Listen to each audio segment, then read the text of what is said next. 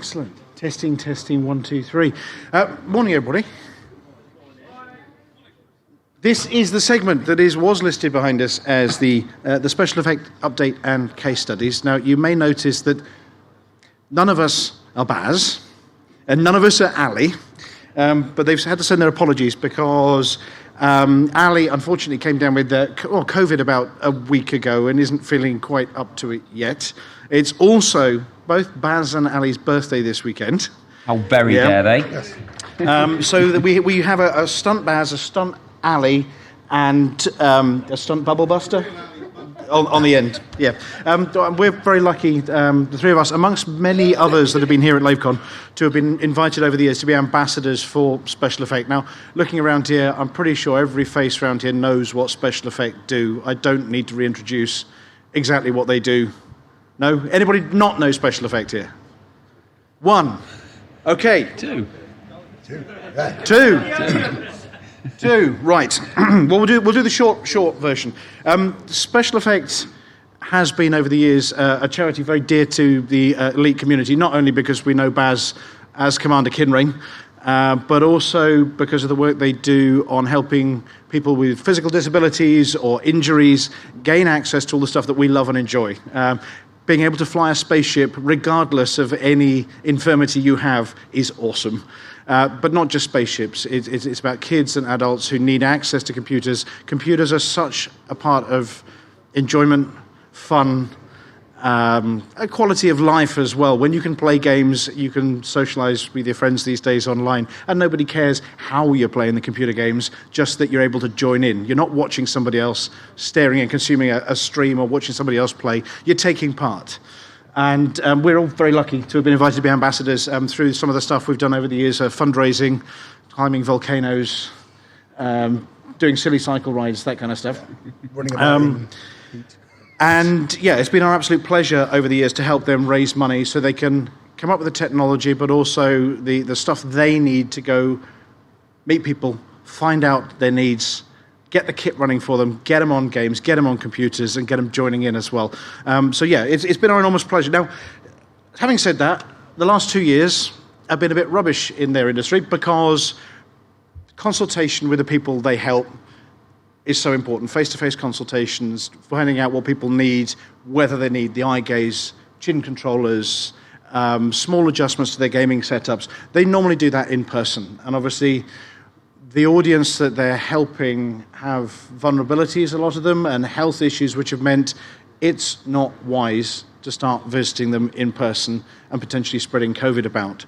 But the good news is Special Effect have managed to get through the last couple of years and have managed to carry on their work, their sterling work.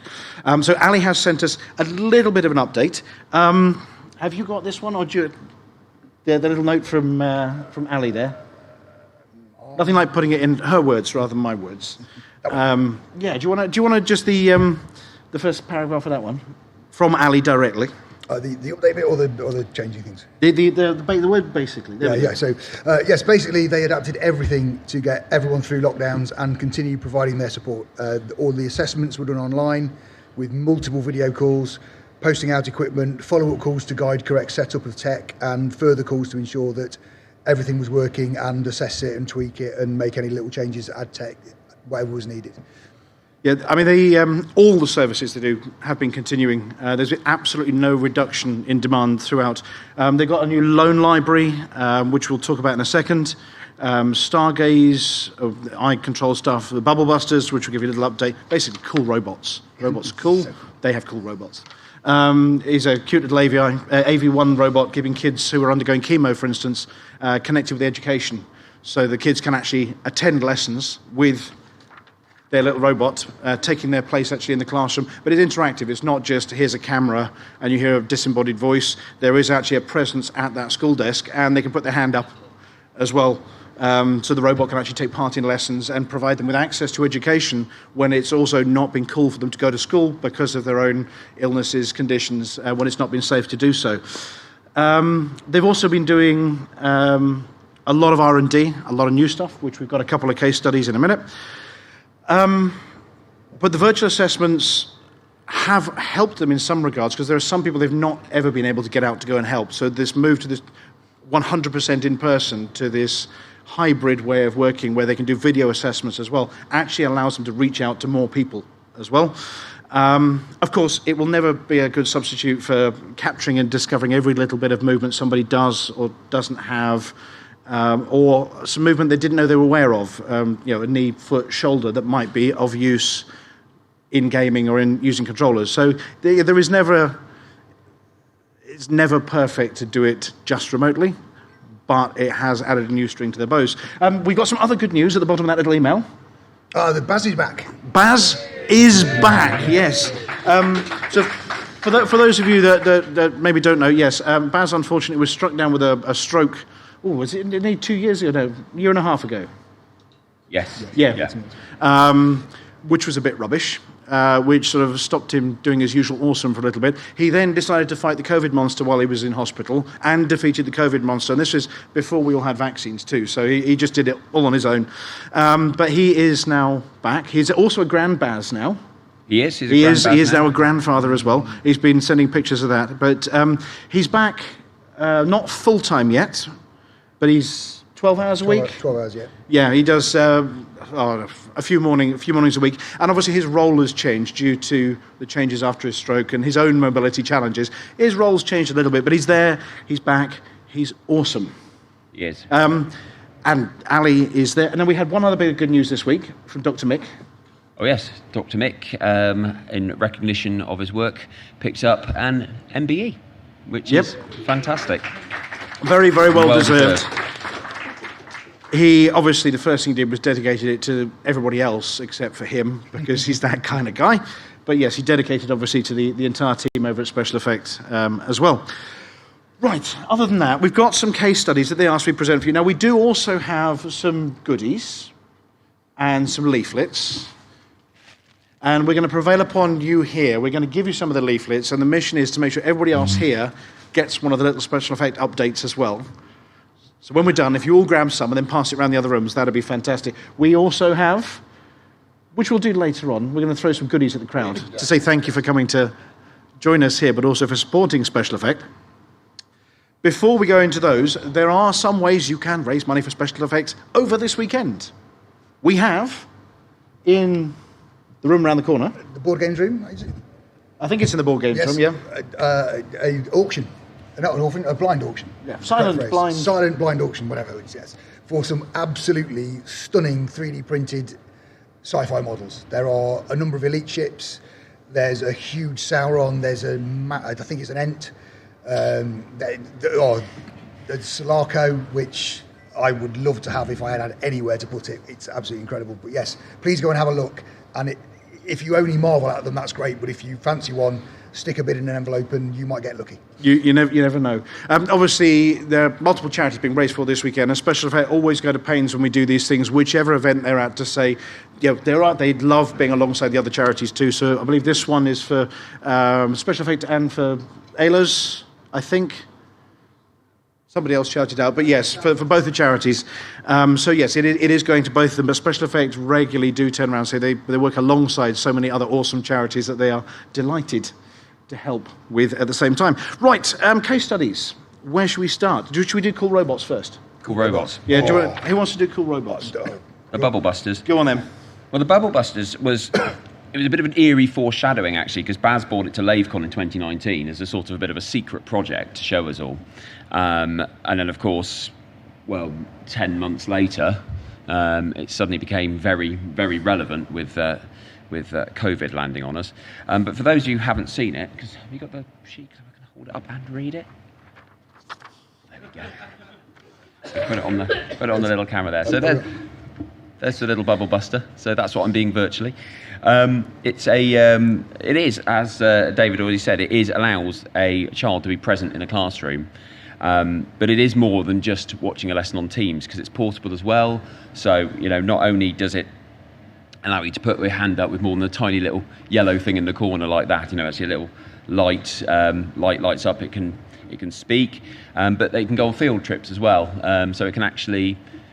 Kids can still hang out with their mates, and that just in itself, allowing people to children to socialise and still be part of a group, part of a class is absolutely incredible. Can I in there? Yeah, jump in. So the bit about it being mobile, obviously it always was, but the idea was it would sit on the desk rather than the child sitting in the seat, and it was the children that I think the particular school they were testing at had a garden, and they took it when they went out to do the garden. They took their friend with them, so the kids engaged far more quickly and far further than special effects even thought it would happen. So again, it's this thing where it's driven by the users as well as the designers. Well, and as a tail end on that case study as well, they sent a massive thank you to Xbox UK and the England football squad because they actually took Bubble Buster Olcan with a virtual robot to a training day at St George's Park, England training session, and the Bubble Buster actually went to the England training ground with the team and got to meet the England team while they were training,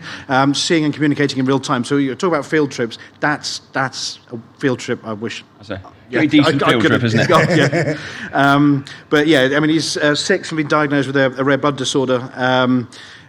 He'd been playing football, loved it previously, but bone marrow transplant is the only known cure. He has a rare bone tissue type, meaning finding a donor is difficult. But one has finally been found, and this is sort of the latest news, that yes, a donor has been found for him as well. So in the meantime, he's been using the Bubble Buster kit, but that's super news. They also, using some of this tech, went on a virtual tour, not in this country as well. They actually went to... over the seas in America, didn't they? In USA, Smithsonian. Yep. The visitor was a self-driving two-wheeled video conferencing robot being operated purely by eye movement 3,000 miles away in the UK by Lucinda, who interacts and communicates with the world primarily through an eye-controlled computer, but she managed to use this technology to control a robot to go round a guided tour of the Smithsonian with the help of special effect and obviously the support of the Futures exhibition at Smithsonian as well. So this technology is reaching out beyond the UK as well and enabling access to stuff. Yeah, all over the world. I think it'll be on the ISS next, I reckon. Yeah. They're saying here at Special Effect that the tour is probably the first time that eye control has been used with telepresence robot in this way anywhere as well. So yeah, fair play to the team for coming up with that one. Other ones, we have a sort of elite-related case study as well. Do you want me to? Do you want to? Yeah, I'll be fine. Find the page. What's that one? Yeah. There we go. Oh yes, Death Jester. So this is a chap called Mark. He had 2 severe strokes in early 2018, followed by 2 major heart attacks as a result, as if the stroke wasn't enough, and that's left him paralysed down his left side. Loves Elite Dangerous, who wouldn't? And he contacted FDev seeking advice on changing his setup to make it easier. Frontier, naturally, called Special Effect to see what they could do. And 2 of their OTs, occupational therapists, Frankie and Joe, took up the challenge, went to see him in West Yorkshire with Baz, obviously, prior to his own stroke. He wanted to play Elite Dangerous, Diablo, Star Trek, more if possible. And for most games, the answer was a Naga Razor mouse that he could use one-handed. But for Elite, it was X52 Pro, and then worked in conjunction with HCS. So obviously, he could control much of the game just by voice commands. And usually, from my experience, confusing a lot of your friends who you're on TeamSpeak with. Or just messing up their game as well. Helping Mark, he had a better overall gaming experience. He got back as an elite commander, back out into space, which is where we all want to be, isn't it? And you know, it just allowed him to do what he loved doing, and that's what Special Effect is all about. So, yeah, awesome, absolutely awesome. Absolutely. They've done other sort of collaborative work and got a few new products coming out as well. So obviously Electronic Arts have been working closely with the team over at Special Effect, and they had a exclusive FUT kit in FIFA 22, and they put it in game as a reward in game. Not as good as a shipskin. Not as good as shipskin. They're still the best thing. The kit was launched at the Oxford United football ground as well. Yes, lovely use. And the Premiership trophy turned out just to make an appearance at some point during that bit. They have released a new Special Effect dev kit as well. Do you want to? Yeah, so well, that's a new completely free resource that Special Effect created for game developers. who are looking to improve the motor accessibility of their game for players from the outset. So this is taking their years of practical experience working directly with the physically disabled. The kit has 40 videos packed with accessibility principles, best practice suggestions, and examples of existing work that developers can build on and create new ways of accessing games for people who haven't got the full range of motion. iGaze Games, exciting new games website they've developed with Sun and Moon Studios and Earth Interactive, where people can play free and accessible web games together, enabling iGaze users to meet and play against almost anyone, anywhere in the world. Current titles include Mole Miners, iDrive, and popular games, checkers, chess, Sudoku, 4 in a row, that kind of thing. But it is now a free resource available out there to enable people with iGaze to just log on and get cracking with some games, not just solo, but against and with other people as well. I think just that free element is what sums them up, really. You think in this world of IP and copyright, they're saying, have it, everybody, have it. We've made this stuff, but we want to share it. Everybody have it. And that genuinely fits into their ethos of wanting it to be accessible to everyone. And again, I just think that's what makes them amazing. Yep. I really do. So, other than that, we over at HCS as well have to send some pennies now from the ridiculous Cecil pack for another year. Thank you to those that bought and backed the Cecil pack, because every single penny from that goes to Special Effect. And there is another cheque coming across very shortly. I believe it's just over another £600 from that one, heading over to Special Effect in the next week or so, which we're able to give yearly on that one as well. So everybody who buys one of those and supports it, it is very silly. You don't have to use it really, but every penny of it does go to Special Effects. So thank you to Paul for sending that over to the guys as well. Other than that, message from Ali, please send our big love to everyone and thank you. Heart.